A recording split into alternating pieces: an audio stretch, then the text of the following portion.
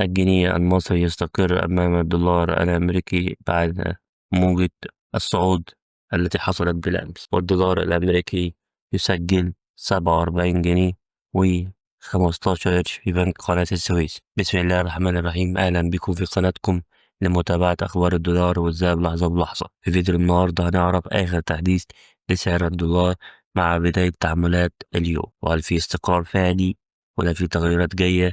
يلا بينا نبدأ. أسعار الدولار في مصر ما زالت في حالة استقرار نسبي من غير أي تحركات قوية في البنوك. سجل الدولار في بنك قناة السويس 47 جنيه و15 قرش للشراء، 47 جنيه و25 قرش للبيع، وده كان أعلى سعر سجله. سجل الدولار في بنك مصر شراء 47 جنيه و13 قرش، بيع 47 جنيه و23 قرش، وده نفس سعر اللي سجله الدولار في بنك الأهلي وبنك الإسكندرية. في البنك المركزي المصري سجل الدولار 47 جنيه و10 قروش للشراء، 47 جنيه و24 قرش للبيع. لو الفيديو فادك أو عجبك ما تنساش تدعمني بلايك وتشترك في القناة علشان يوصل لكم كل تحديث جديد أول بأول عن أسعار الدولار.